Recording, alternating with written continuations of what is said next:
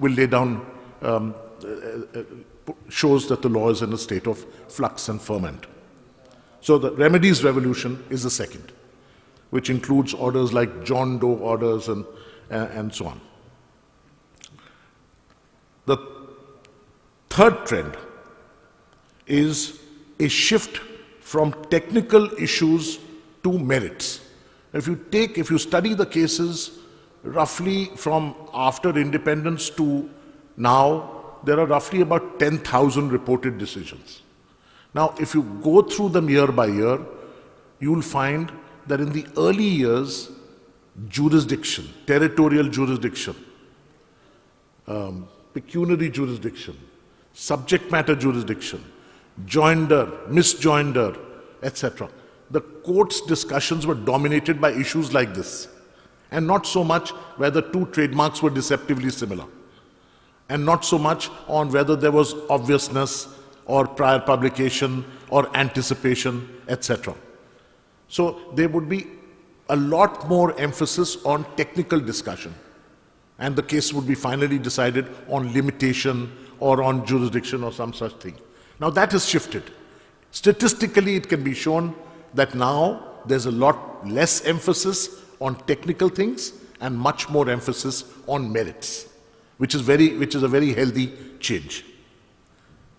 The fourth is the judges. Now, according to me, the judges comprise certain, it's pretty much a common denominator. You can take a judge from Shillong, and you can take a judge from Assam, or you can take a judge from Delhi High Court, or you can take a judge in Karnataka. You will pretty much find something common. What is that in common? First, judges have developed a hatred for contempt of court. They've started enforcing contempt. Now, this is relatively new. When judges started to meet, they must have at their conventions had discussions, and maybe the Chief Justice and the Supreme Court must have laid down rules. But the point today is, if somebody violates an order, he has had it. And if time permits, I'll tell you about the Muthood order yesterday, passed by the Delhi High Court. An amazing order where on a contempt, on day one, the court ordered that the hard disks of a computer which was alleged to have, or computers which were alleged to have pirated software, hard disks, the system logs, and others be not touched, and surprise visits by local commissioners in a 2-month period at any point of time could take place at any of the premises, and the alleged contemners would remain present in court, and orders like this on day one. So that's the kind of tolerance that courts have today, or rather intolerance if there is contempt. The second thing that that's important that you can see with courts, they do not like suppression. So in India, if you have things to say them. You'd much rather say more than less, and leave it to the courts to decide whether what you've said is relevant. If you start to sift and decide that such and such is not relevant, you might go wrong. And courts are very sensitive on suppression. So there's a tendency to overstate on account of that fact. Then they pretty much look at everything. So there's English case law. Earlier, up to the 90s, the courts would look at English cases. Then they started looking at American case law. Today they look at German, French, Japanese, Korean, Chinese. So long as it's available in English, an Indian court will have a look at it. Remarkable characteristic of an Indian court. Another aspect, they want a shortcut. If you can suggest to the court a way of, rather than writing a long decision, a shorter way of a workable arrangement, today is the day of incremental victories, where you can get a short order and finish off a case rather than getting the judge to write long decisions. It's a very, very important strategy point. Then they are fiercely independent. And I give you just one example. In Merck, Sitagliptin was the molecule in question. The first case filed against Glenmark, there was no injunction granted. There was an appeal to the division bench where the judgment was reserved after hearing arguments. Subsequent generics, when they tried to enter the market, the four courts in four different orders, they knew about the first injunction having been declined. But despite that, they granted injunctions in four subsequent matters, showing that they are fiercely independent. Just because one judge has done it, they will hear arguments. If they disagree, they will go ahead. Now, Lakshmi is pointing out that my time is running out. So, my fifth trend is the use of technologies. The courts have been using technologies. Delhi High Court's become an e-court. You can have a video evidence recorded by video conference.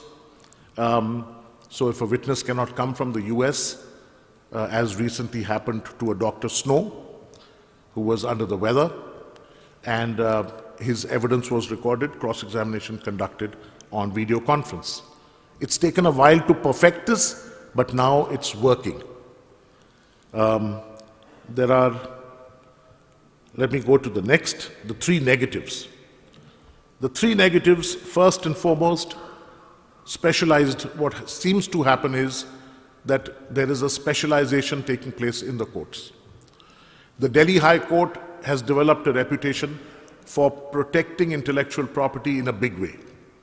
The IPAB, Intellectual Property Appellate Board in Chennai, has developed the reputation for being strong in revocation of patents.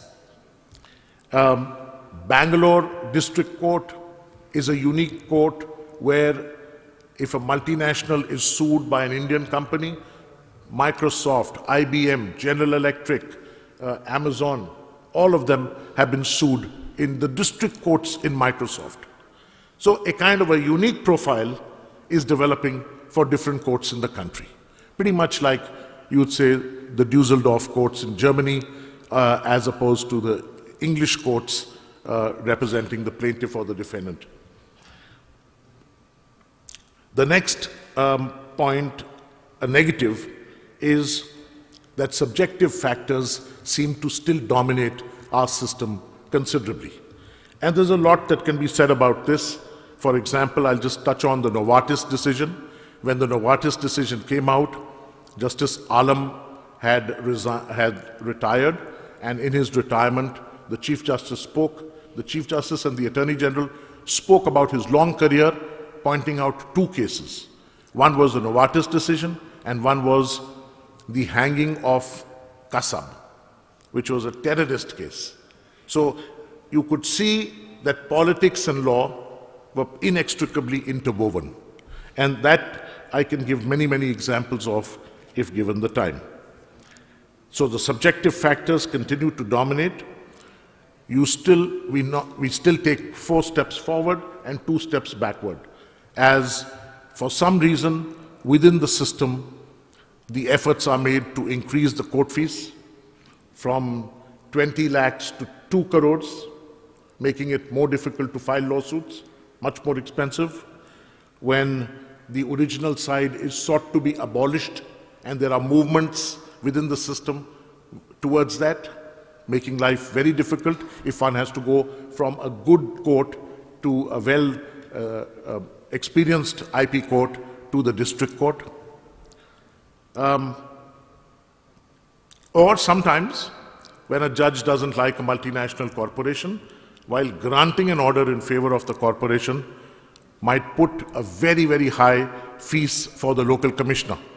And if that is multiplied 4 or 5 times, it becomes an exorbitant figure. So these things start to kind of create problems, and we still have a lot of those to deal with. And finally, the last of the factors is that still the final lap has to be covered. So while I mentioned the positive trends like a time revolution, the evidence can be concluded within 4 months, but the final arguments, the matter gets stuck. So that's the last piece which has still to be cracked in terms of the time revolution.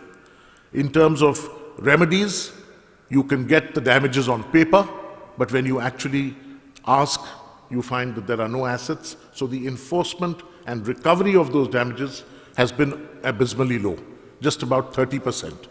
And so the next lot will concentrate on the last and final lap of recovery of those damages.